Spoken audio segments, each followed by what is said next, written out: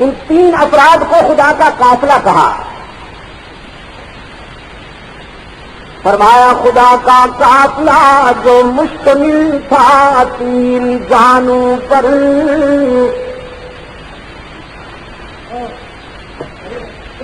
خدا کا قافلہ جو مشتمل تھا تین جانوں پر. معزز جس کو ہونا تھا زمینوں آسمانوں پر.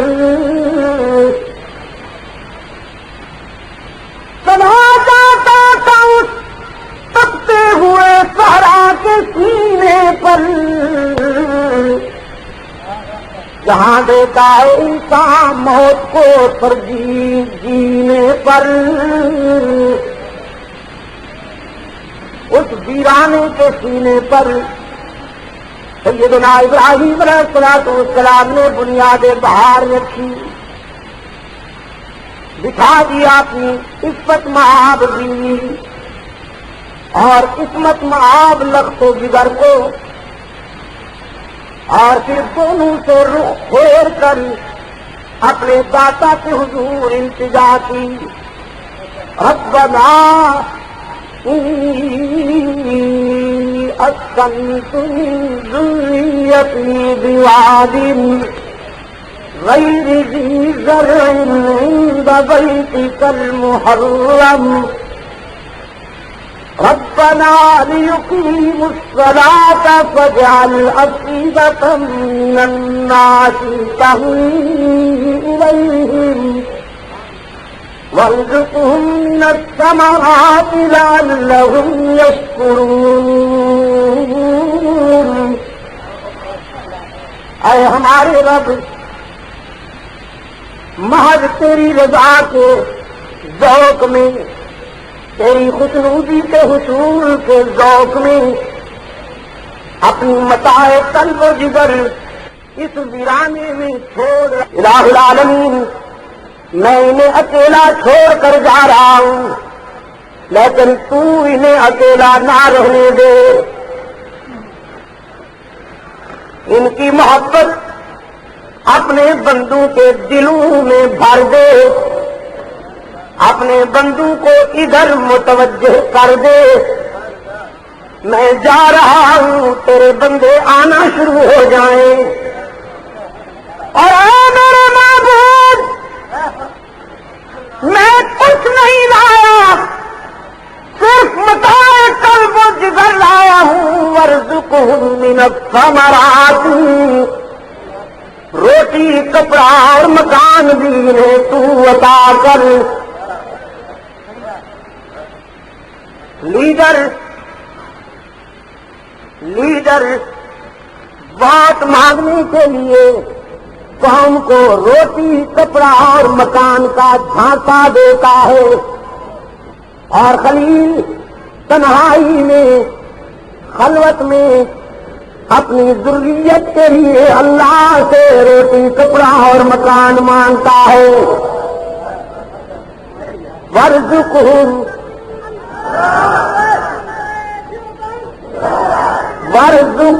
من الثمرات لعلهم يشكرون. الہ العالمین، تو انہیں رزق عطا فرما. اور رزق بھی دال روٹی نہیں مانگا، رزق بھی ثمرات مانگے، فروٹ مانگے. اے اللہ، تازہ انگور کھلائی نے، تازہ سیب کھلائی نے. روح کائنات خلیل کی اس ڈیمانڈ کو حیران تھی، کیا مانگتا ہے اور کہاں مانگتا ہے. کھڑا ہے اس دھرتی کے سینے پر کہ جہاں پانی کی بوند بھی نہیں ملتی، اور مانگتا ہے فروٹ. فروٹ تو باغات کا نتیجہ ہوتے ہیں، حدیقہ ہوگا تو ثمرات ہوں گے. جہاں حدیقہ ہی نہیں، اضافات اکثر تو باطل مشروط. جہاں باغ ہی نہیں، جہاں نرسری ہی نہیں، وہاں فروٹ کہاں سے؟ کیا مانگتا ہے؟ اور کہاں مانگتا ہے؟ خلیل کے عشق نے کہا کیوں کہتے ہو کیا مانگتا ہے اور کہاں مانگتا ہے؟ تم یہ دیکھو میں کیا مانگتا ہوں اور کس سے مانگتا ہوں۔ اس سے مانگتا ہوں جو دے سکتا ہے۔ اور کراچی کے روشن ضمیروں آج مکہ میں جا کر خلیل کی دعا کا جواب دیکھیے۔ دنیا میں جہاں کوئی پھل پیدا ہوتا ہے وہ مکہ میں ضرور ملتا ہے، گلا سڑا بھی نہیں، تازہ، بد ذائقہ بھی نہیں، خوش ذائقہ۔ یہاں کے پھل یہاں اتنے لذیذ نہیں ہوتے جتنے مکہ میں لذیذ بن جاتے ہیں۔ اس لیے تو جب پھلوں کی پیٹیاں مکہ کے بلدیاتی حدود میں داخل ہوتی ہیں تو ان میں خلیل کی دعا کی تاثیر شامل ہوتی جاتی ہے۔ ویرانے میں بچھایا اپنی اہلیہ کو اور اپنے لخت جگر کو، ربنا انک تعلم ما نخفی وما نعلن، اے ہمارے رب تو ہمارے ظاہر کو بھی جانتا ہے۔ انک ربنا، انک اے ہمارے رب تو ہی تعلم ما نخفی وما نعلن، جانتا ہے جو کچھ ہم ظاہر کرتے ہیں جو کچھ ہم چھپاتے ہیں۔ خلیل کا عقیدہ سن لیا، اپنے دلوں کے بھید جاننے والا کون؟ اور یہاں جو پاگل ہو جائے وہی عالم غیب بن جاتا ہے۔ جس کے بال بڑے ہو جائیں، شیو کرنے کا ہوش ہی نہ ہو، جسے لباس بے چکا ہو جائے، ہاں جی، مہذب زندگی سے ہٹ کر غلیظ زندگی اپنا لے، سڑک کے کسی کونے پہ بیٹھ جائے، یہ سارے بال اس کے غیر محدود، ہاں جی، انلمیٹڈ۔ یہ قوم اس کے متعلق رائے قائم کر لیتی ہے کہ اب حضرت پہنچے ہوئے ہیں، سب کچھ جانتے ہیں، اس کے سامنے دو زانو ہو کر بیٹھتے ہیں اور آنے والے دور کی باتیں پوچھتے ہیں۔ اور آپ اگر محسوس نہ کریں تو ایک گزارش کروں، خاتون کی فطرت ہے کہ وہ کسی ایک کی بن جائے۔ عورت کو اس لیے پیدا کیا گیا ہے کہ وہ کسی ایک کی بن جائے، اور خدا نخواستہ اگر کوئی بد نصیب نسوانی کہہ کر ایک کا نہیں بنتا تو پھر کئی ایک کے در پہ رسوا ہوتی ہے۔ وہ انسان کی فطرت ہے کہ وہ رب کا بن جائے، اگر وہ رب سے تعلق توڑ لے تو پھر سب کے در اللہ سے مانگے، اسی سے آرزویں وابستہ کرے، اسی کو ہر جگہ موجود سمجھے، اسی کے آگے دامن پھیلائے، اسی کو مختار کل مانے، اسی کو کارساز مطلق حاجت روا و مشکل کشا سمجھے، تو ساری کائنات سے مستغنی ہو جاتا ہے، ساری کائنات سے مستغنی ہو جاتا ہے۔ اور اگر خدا نخواستہ اس سے تعلق قائم نہ رہے تو پھر اس قسم کے مجسموں کے آگے دامن پھیلاتا ہے، جن پہ خود مکھیاں بھن بھنا رہی ہوتی ہیں، یہ ان کو اپنا مشکل کشا سمجھتا ہے۔ اس سے بڑی سزا کیا ہوگی؟ اس سے بڑی سزا کیا ہوگی؟ میرے عزیز دوستوں، خلیل اللہ کی ان التجاؤں میں اور دعا میں بھی یہی روح کام کر رہی ہے کہ دلوں کے بھید جاننے والا کون ہے؟ ہم جو ظاہر کرتے ہیں اور جو ہم دلوں میں باتیں رکھتے ہیں ان کو کون جانتا ہے؟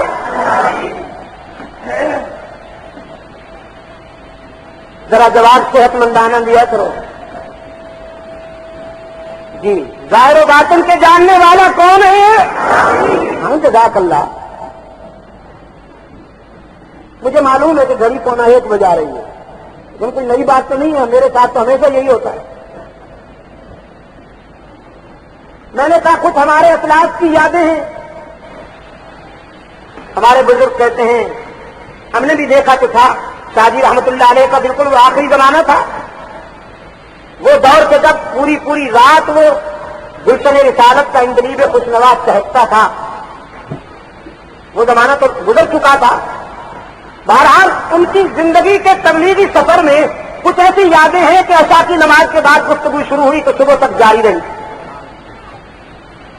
میں نے کہا اگرچہ ہمیں کوئی نسبت نہیں ان سے، لیکن ان کا نام لیوا ہے تو کچھ یادیں ہماری بھی رہیں گی آنے والی نسلوں میں.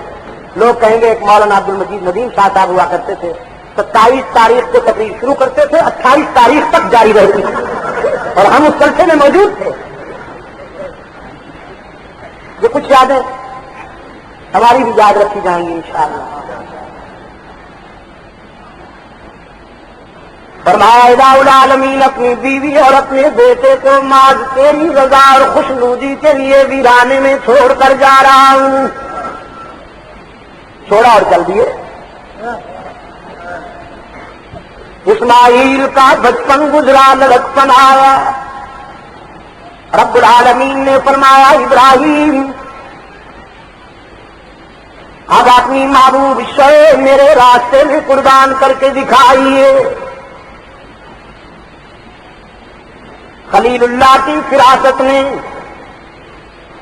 اپنے وجدان کی گہرائیوں میں اللہ کے بعد محبوب شے ڈھونڈ لی. وہ تو میرا بیٹا ہی ہو سکتا ہے جسے رات کی تنہائیوں میں اللہ سے مانگا تھا رب ہب لی من الصالحین. کراچی کے روشن ضمیر ہو، پیغمبر کی دعا کتنی جامع اور کتنی مکمل ہوتی. صرف یہ نہیں کہا کہ بیٹا دے دے جیسے ہم اور آپ مانگتے ہیں، یا اللہ بیٹا دے دے، یا اللہ بیٹا دے دے. چاہے وہ جب 20 سال کی عمر کا ہو، ایسے کردار کا مظاہرہ کرے کہ خاندان بھر کی عزت کا جنازہ نکل جائے اور پھر باپ صاحب کہیں کاش کمبخت تو پیدا ہی نہ ہوا ہوتا، مجھے معلوم ہوتا کہ تو ایسا بنے گا تو تیرے جنم کے دن ہی میں گلا گھونٹ دیتا. نہ گلا گھونٹنے کی ضرورت ہے نہ پچھتانے کی، بس صرف اتنی گزارش ہے اللہ سے جب مانگا کیجیے تو دعائے خلیل کی اتباع کر کے عرض کیا کیجیے اے اللہ نیک اولاد عطا فرما. حضرت زکریا علیہ السلام نے بھی جب اللہ سے مانگا فرمایا رب ہب لی ہنالک دعا زکریا ربہ قال رب هب لي من لدنك ذرية طيبة. یہ خلیل نے بھی التجا کی رب هب لي من الصالحين. ضعیفی اور بڑھاپے کے زمانہ میں اللہ نے بیٹا عطا فرمایا. چاہتے ہیں خلیل، چاہتے ہیں. اب تعالیٰ نے فرمایا پھر اب قربان کیجیے اپنی محبوب شے کو میرے راستے میں. تیار ہو کر آئے، خنجر تیز کر کے بیٹے کو منزل عشق پر لے گئے، سامنے کھڑا کیا. فرمایا انی اری فی المنام انی اذبحک فانظر ماذا تری. رخت جگر خواب دیکھ کر آیا ہوں کہ خنجر میرا ہے، گلا تیرا ہے اور منشا پروردگار کی ہے. تو آپ بتائیے کہ آپ کا رد عمل کیا ہے. ذبیح اللہ نے بلا تاخیر عرض کر دیا یا ابت افعل ما تؤمر. ابا حضور جو حکم ملا ہے وہ کر کے دکھائیے. یہ پوچھنے کی باتیں نہیں ہے، کر گزرنے کی منزل ہے. فرمایا بیٹے میں تو تیار ہو کر آیا ہوں لیکن تو جو ابھی کم سن ہے. فطرت مسکرائی. پیغمبر کم سن ہونے کے باوجود کوتاہ نظر نہیں ہوا کرتے، بالغ نظر ہوا کرتے ہیں. اسماعیل نے یقین دہانی کرا دی. ابا حضور آپ اللہ کے اذن اور اللہ کے امر کی اطاعت میں جو کرنا ہے کیجیے، ستجدنی انشاء اللہ من الصابرین، مجھے آپ انشاءاللہ صبر کرنے والوں میں سے ہی پائیں گے۔ قرآن پاک نے فرمایا فلما اسلما وتلہ للجبین، دونوں تیار ہو گئے۔ کون دونوں؟ دونوں پیغمبر تیار ہو گئے، ایک خنجر چلانے کے لیے، دوسرا گلا جھکانے کے لیے۔ اس جذبے کو قرآن نے اسلما کے الفاظ سے معنون کیا ہے۔ اسلما، اسلام، اسلما، اسلام اور اسلما، یہ گویا تسلیم کے دو رخ۔ اسلام نام ہی اسی کا ہے کہ امتثال امر الہی میں صبر و رضا کا پیکر بن جانا۔ دونوں تیار ہو گئے۔ خلیل بھی یہ نہیں کہتا الہ العالمین جی کو رو رو کے مانگا اسے ذبح کر دوں، اور اسماعیل بھی نہیں کہتا کہ ابھی تو میری زندگی کی ابتدا ہے، ابھی تو میں نے کون سے دن گزار لیے ہیں زندگی کے، بچپن میں لڑکپن میں ہی ذبح ہو جاؤ۔ دونوں آمادہ ہو گئے، تسلیم و رضا کے معیار پہ دونوں پورے اترے۔ خلیل اللہ نے خنجر چلایا اور اسماعیل نے گلا جھکایا۔ بس ان دونوں کا کام یہاں تک تھا، وہ خنجر چلا دے اور وہ گردن جھکا دے۔ موت و حیات کا مالک تو وہی ہے، گلا کٹنے نہیں پایا۔ قرآن کہتا ہے وَفَدَيْنَاهُ بِذِبْحٍ عَظِيمٍ، ہم نے اسے ذبح عظیم سے بدل دیا، ایک جانور ذبح ہو گیا۔ اسماعیل سلامت رہے، خلیل نے دیکھا کہ بیٹا تو سلامت ہے، جانور ذبح ہو گیا۔ سوچنے لگے کہیں نشانہ خطا تو نہیں ہوا۔